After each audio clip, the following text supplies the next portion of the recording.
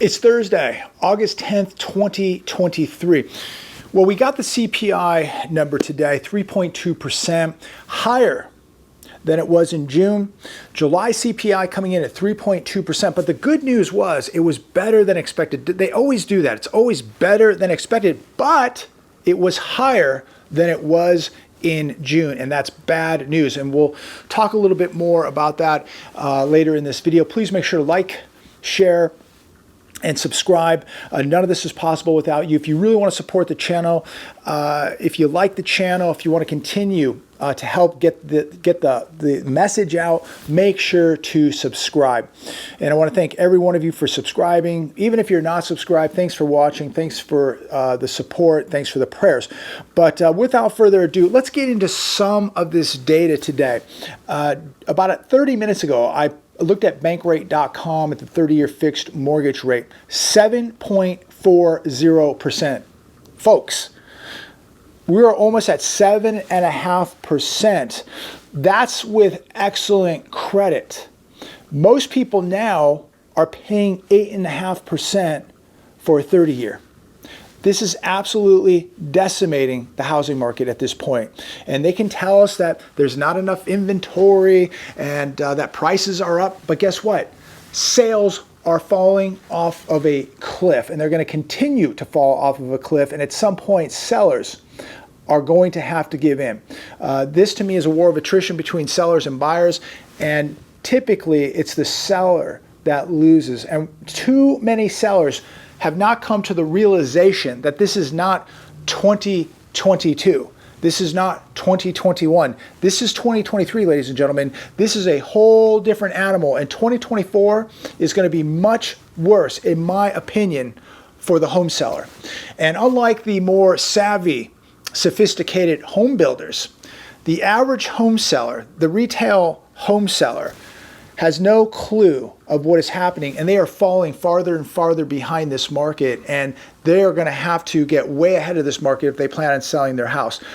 We are going to see prices continue to drop. They have begun. Sales are plunging.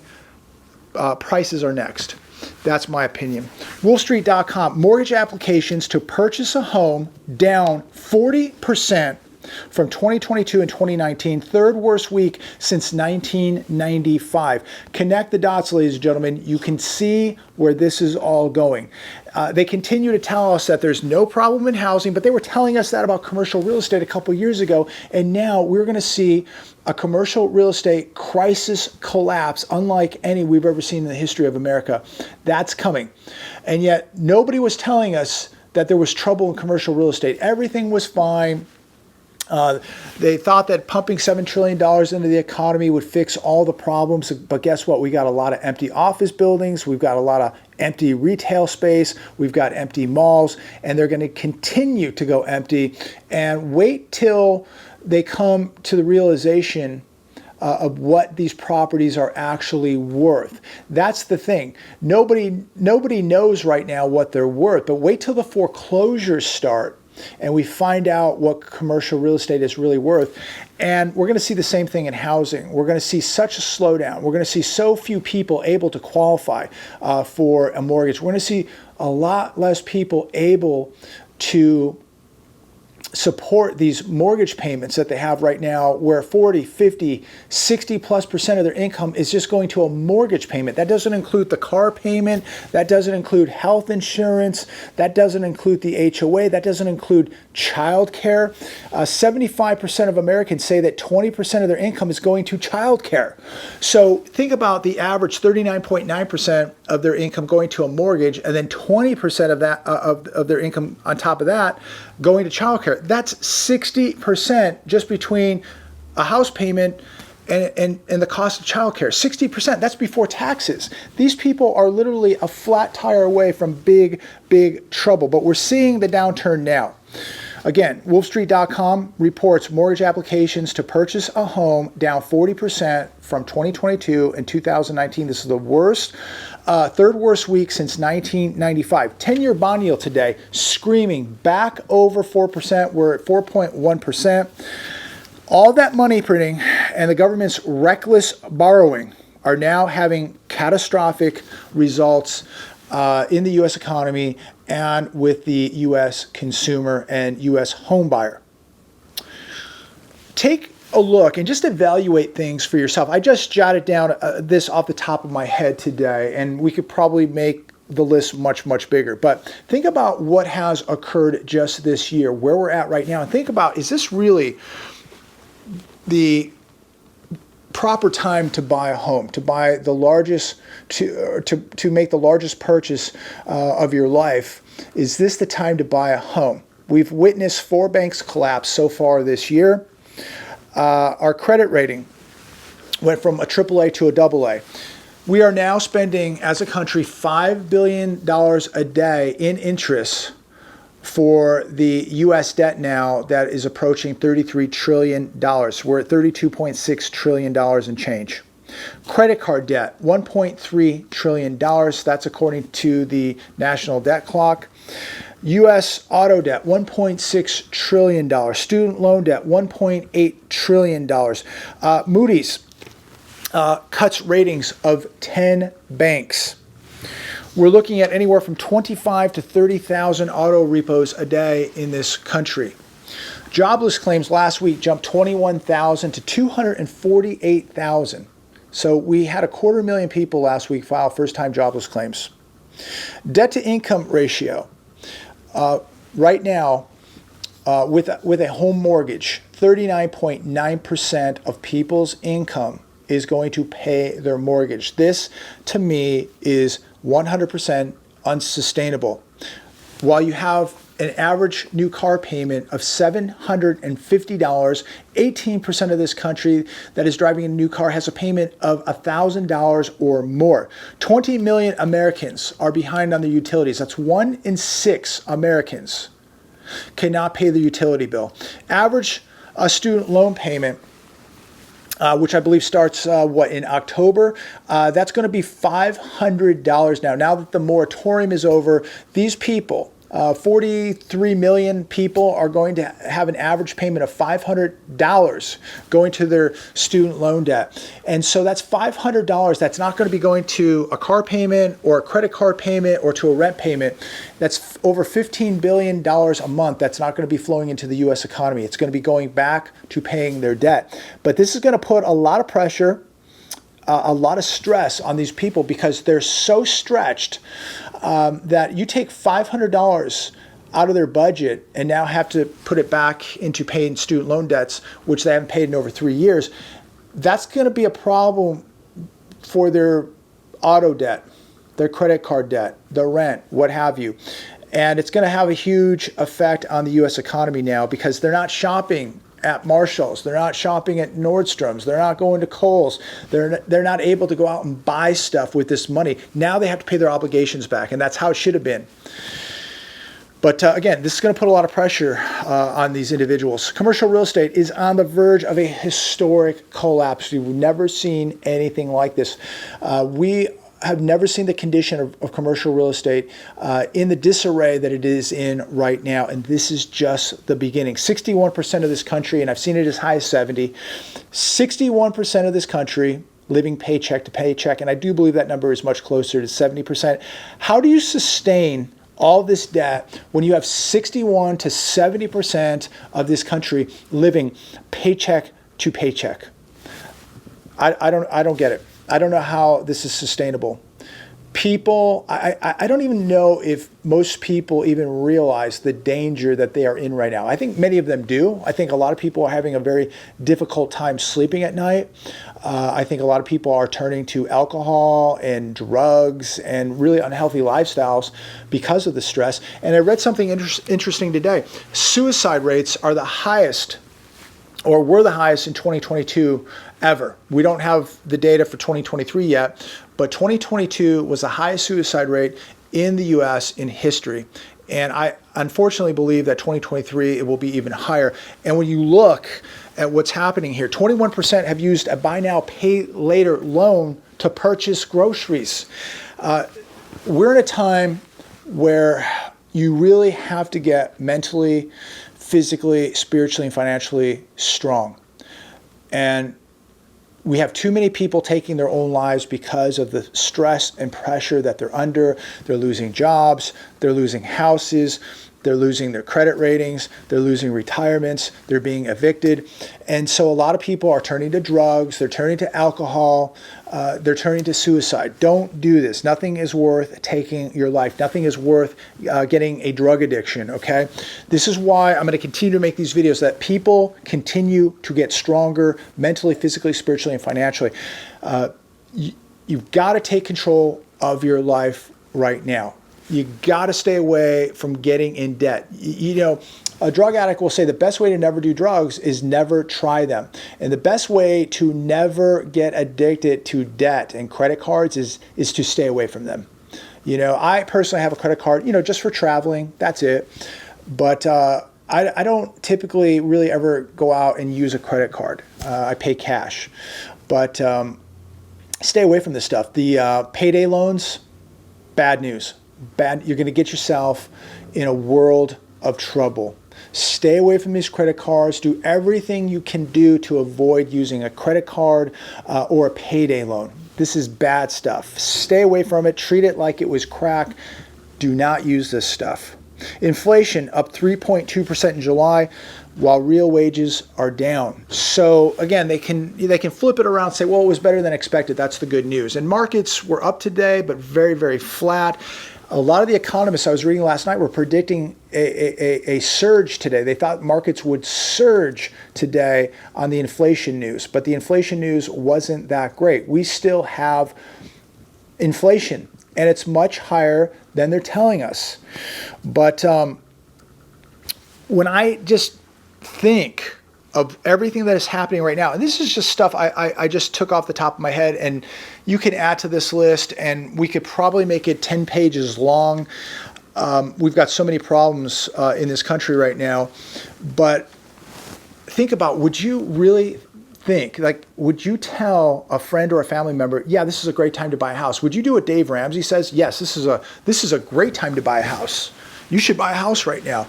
Knowing just what we just discussed, and of course, all the uncertainty politically, the uncertainty geopolitically, I just think this is the worst possible time to buy a house. Now, many people may disagree with that. Comment down below. Do you agree or disagree that this is a good or bad time to buy a home? I think personally, this is probably the worst possible time in history to buy a home. Let me know your thoughts on that. Comment down below. Would you buy a house right now? Would you not? Now, I think that this would probably be the best time to probably sell a home, but it's going to get much more difficult to sell because your pool of qualified buyers is shrinking, folks. U.S. unemployment, 3.5%. This is another one I've got to ask all of you. Do you believe this number? Do you believe unemployment is 3.5%? Me personally, I do not believe this number whatsoever. In fact, I went to shadowstats.com, John Williams' site, and this guy crunches numbers for a living, and I couldn't believe this number, but he's got unemployment at 25%. And, you know, when you take, you know, the old formula that we use for unemployment, they don't use that one now. They don't include independent contractors. They're not including people who've rolled off unemployment, people who've quit looking for work, people who've come out of college. They don't include any of these people. They're not including people who lost a job and now are working 2 or 3 jobs just to make half as much money that they were making a year or 2 years ago. They don't include that. And so John Williams, shadowstats.com, has it at 25%. He has inflation. Now, they're telling us inflation, 3.2%. Shadowstats.com has inflation at 12%. That to me makes a lot more sense than this 3.5% they're telling us. But if you listen to everything you're being told on the television, you would think everything was great. You would think the economy is booming. You would think that the average consumer is doing wonderful. But we are far from it. But, you know, when I speak to people, certain people live in their own bubbles. They have a job where they're making good money. The people that they hang out with or the clientele that they have are doing well. They live behind the gates. So, you know, they jump in their Mercedes or Lexus, drive to work, work with their clients, and then drive back home behind the gates. And, you know, in their life, in their bubble, everything is fine. But life is much bigger than just your bubble. And the problem that I see here is that people that are living in a bubble are some of the most unprepared people, because at some point their bubble will burst. And you may be in the top 10% right now. You may be doing well. $5 gas doesn't bother you. A $5 loaf of bread doesn't bother you. A $5 box of cereal doesn't change your life one bit. But at some point, if the other 90% cannot afford to go to the restaurants, to go to the malls, to shop at the stores, to go to the car washes, to go do whatever they do, if they cannot afford to spend money at businesses and those businesses close up, it's going to begin to affect everybody, including the 10%. When you begin to look around in your cities and, 10, 20, 30% of the stores are closed and the restaurants are closed and the malls are closing, but you're in the top 10%, at some point, it's going to affect you one way or another. And so, a lot of people live in Mayberry and they go, well, hey, property, my area is doing well and jobs in my area are doing well and my life is great. And well, yeah, you live in Mayberry, but what about the rest of the United States of America? We have a bankrupted nation, $32.6 trillion of debt. We have $170 trillion of unfunded liabilities. No matter where you live and what part of Mayberry you live in, this is going to affect you one way or another, because guess what? You're part of the problem. You're part of the debt, okay? You're part of the $32.6 trillion of debt. You're part of the unfunded liabilities. Do you have a 401k? Do you have a pension? Do you have businesses in your area? What happens when they close down? Who's going to pay for the police, the fire, the garbage pickup? I mean, all this stuff is connected. What happens when your regional banks start shutting down because of the commercial real estate crisis and you can't go get a loan like you did? I mean, all this stuff is all connected. It's a huge spider web. And so nobody's really safe. Now, some areas are going to fare better and be safer areas and be better areas to live and will be less affected. There's no doubt about that. But as a whole, whether you're in a bubble, you're in the 10%, or you're in Mayberry, everybody is going to be affected to some degree. And the bottom line is this: if America turns into a third world country, at some point, so does your city, your town, your Mayberry. Your bubble will burst. And the problem is, you're probably one of the most unprepared people on planet Earth living in a bubble. I will tell you, a $5 box of cereal, bread, a gallon of gas doesn't really affect me. But I understand that at some point, all of this is going to affect me. And I'm preparing for that, because I use dollars like everybody else. If that dollar gets devalued and continues to buy less and less or collapses, it's going to affect me, and it's going to affect everybody in a bubble. So I don't live in a bubble, even though this doesn't affect me as it may many others. I'm preparing because bubbles are going to burst, and this is all connected, and we're all going to feel the pain here, and we're all going to have to evolve and survive what is coming, because we all use U.S. dollars. We all work in the U.S. economy. And so you have to realize that this could all pop. And when it does, there's going to be hell to pay. To think that your life's not going to be affected when the commercial real estate bubble bursts, you're wrong, because people's retirements, people's pensions, people's investments are tied in to commercial real estate. And many of them probably don't even know that. What about when all of this commercial real estate implodes, that tax revenue that is disappearing every day in cities because of what's happening in commercial real estate? Who's going to pay for the police, the firemen, the trash pickup, when all these office buildings are closed, when all these malls are shut down, when all these small businesses are gone? Where's the tax revenue going to come from? You can tax the residents all you want, but it's not going to make up for these massive losses. And so you are going to be affected one way or another. And then we could talk about how you're going to be affected socially. As these areas continue to lose jobs, as they continue to close more businesses, you're going to see more problems socially. And every day, you can turn on any channel of the news you want and look at what's happening socially. It is absolutely decaying. The amount of crime that is taking place is happening in some very, very nice areas across the country. Your bubble, you are not protected in your bubble. You have a false sense of security, so please wake up. So switching gears here a little bit. I was reading an article on the hedge today. Credit crunch. The money supply has shrunk for 8 months in a row. The money supply has fallen $2.8 trillion. That's 15% since the peak in April of 2022. The largest we have seen since the Great Depression. That was 12% from its peak of $73 billion, falling to $64 billion. Falling money supply and rising rates is going to be a catastrophic combination for most Americans. Lenders are tightening at this point. It's getting more difficult to qualify for a mortgage, for a home. Credit availability is the tightest it's been in a decade. Credit card debt and revolving loans have recorded a new high. Ordinary people now are going to pay the price for a decade of 0% interest rates, a decade of money printing, which was cheered by Wall Street. And many people cheered it too. People loved it. Everything was cheap. To go borrow money was extremely cheap. You could go buy a car, finance a car for literally no money down. They'd give you a 0% for 6 months. I mean, this has caused a huge problem here. And by allowing rates to be at zero for over a decade, printing money for over a decade, I mean, going back to $7 trillion pumped into the market just in over a 30-month period, we're now going to pay a huge price here. The only way to fix the problem is, number one, you got to stop pumping money into the economy. You got to stop the helicopter money. You got to stop the printing of money. You've got to let bubbles pop. The Fed cannot run to the rescue of the stock market every time it gets into trouble. You can't run to a housing crisis and bail out the housing crisis. When auto companies get into trouble, the Fed runs and we have to bail them out. So we've bailed out trucking companies, auto companies, the housing market, we bail out banks.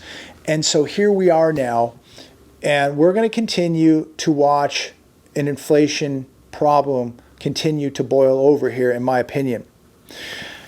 Nobody wants to be the bad guy. The politicians just want the party to continue. Nobody wants to step up at the Fed. We don't have a political leader that wants to step up and say, hey, we're gonna shut the faucet off. And there's gonna be some pain that's gonna be felt here. But if we don't do this right now, we're gonna lose our currency, we're gonna lose our country.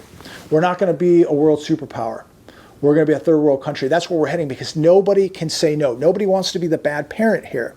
And because of all this, now the pain is going to be absolutely miserable. My advice today to all of you, and I don't give financial advice, but I know people will scream at me if I don't give some advice. We've watched a couple years now of FOMO, the fear of missing out, with cars, houses, luxury watches, you name it. You got to stop with the FOMO. This is not the time to be worrying about missing out on something. This is the time where you have to reduce risky positions. This is a time where I believe, and this is just me, you can do whatever you want to do what your heart desires. This is the time, what I've been doing for the last couple of years, and this may not work for you. You might think I'm an absolute lunatic. But what I've been doing the last couple of years is stacking cash and stacking gold and sitting on the sidelines and just see how this is all going to play out. There's too much uncertainty out there right now. There's too much overvaluation of real estate right now. It's way overpriced. People will say, why haven't you moved? Why haven't you moved? Because real estate is completely overpriced. And I would be a total hypocrite when I sit here every day and say, don't buy a house, and I'm going to go buy a house. I'm going to do what most people watching this video are going to do. I'm going to wait on the sidelines. I'm going to wait for prices to come down. Sales have absolutely fallen off of a cliff. Now, part two, prices are going to fall off of a cliff. Does that mean it's going to happen tomorrow, next month, or 2 months from now? Who knows? I don't care if it's 12 months from now. I'm on the sidelines with cash and gold. And if I need more cash, gold's extremely liquid, I'll get more cash. If I need more gold, I'll take the cash, I'll buy more gold. But right now, I'm on the sidelines and I'm just watching this, watching it play out right through the windows there. And I think that the people who have capital and assets and patience right now are going to become very, very wealthy, and they are going to take advantage of some incredible deals that we're only going to see occur once in a lifetime. And I feel, look, I don't, actually I'm going to take that back. I don't feel sorry for people who went out and bought the Dodge Charger and Challenger, the people that went out and lived way beyond their means, didn't pay their rent, but were able to go out to Morton's and Ruth Chris and have the steak dinners and take the Vegas trips and live like big shots. Because people will say, oh, you're taking advantage of people who are losing things. I didn't tell people to go out and buy an 80-inch television while they weren't working. I didn't tell people to go out and buy a new car. I didn't tell people to not pay their rent. I didn't tell people, to get their car repoed and get their credit destroyed. I didn't tell people to live beyond their means. If you watch my show for the past 5 or 6 years, I'm the person that said live way below your means. You make 100 grand, live like you make 50. You make 50, live like you make 25. That's how I've been living, okay? That's how I saved up money and capital and gold. I made huge sacrifices. I didn't live like a big shot. I lived way below my means, okay? I made the sacrifice. So for the people out there who say, I'm taking advantage of people, you are completely out of your minds. I've done everything in my power to warn people not to get in the predicament that they're in now with the cars, with the houses, with the jewelry, with the credit cards, with the debt. I did everything in my power to warn these people not to get into this situation. Unfortunately, most people didn't listen, and most people are going to pay the ultimate price here. They're going to lose their houses, they're going to lose their cars, they're going to lose their toys, and it's begun. It's already happening. 25 to 30,000 repos a day. We're watching the luxury watch market now plunge. Luxury shopping plunging, luxury real estate plunging. It's all begun, ladies and gentlemen, and this is just the beginning of the game. I was talking to my good friend Aaron today in Texas, which we're going to be out in Texas. I'll let you guys know when we're doing that. My good friend Matt will be joining, so Matt and I are going to be heading out to Texas. We're going to be talking with Aaron. Many of you like a lot of what Matt has to say too in regards to the economy and his thoughts on the economy and what he's doing and what he sees. So it's going to be a really good time where we just get together and really evaluate what's happening. So I'll keep you posted on that. But Aaron made a really good point today. This is just the beginning of the ball game. We're in the first, maybe second inning now, and look at what's happening already. When this thing begins to accelerate, ladies and gentlemen, it will be historic. It will be historic. And to sit here and say I feel sorry for people, I feel sorry for the people who worked their butts off and did not get any help, paid their rent, made the car payment, but inflation is outpacing their wages. The spouse lost a job, they lost a job, layoff. I feel sorry for the people who did everything right and got no help whatsoever. But all the triple P money that went out there and that was stolen, all the money we're sending out to other countries, while people sleep on the sidewalks, while small businesses suffer and struggle, while people who are working 2 and 3 jobs are struggling and suffering. I feel sorry for those people. I don't feel sorry for the people that didn't pay their rent, the people that went out and bought cars, the people that stole the triple P money, the people that took their unemployment benefit money and went out and bought big screen TVs and lived like big shots. I don't feel sorry for them. And guess what? There's millions of those people. I feel sorry for the people that did it right, and now the economy is crushing them. And they just, at the rate of inflation, they've tapped into retirements, they've tapped into savings, they cannot save money. I feel sorry for these people. And I don't have an answer. I really don't. I mean, all I can do is say your prayers and walk as close to God as possible for help and strength. I don't have an answer. This thing is getting so far out of control, ladies and gentlemen, that I don't think anybody really has an answer. I can only speak to the people right now who have some money, who have an income, who have the ability right now to prepare. And hopefully most of you have been doing that for the past year or 2 or 3 or 4.